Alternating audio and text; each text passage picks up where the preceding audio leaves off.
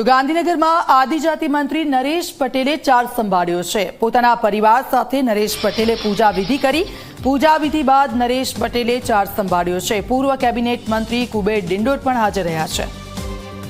તો નરેશ પટેલે પોતાનો ચાર્જ સંભાળ્યો છે અને આપ જુઓ, આજે ધનતેરસનો પાવન પર્વ છે ત્યારે પોતાના પરિવાર સાથે તેમણે પૂજા વિધિ કરી પોતાનો ચાર્જ સંભાળ્યો।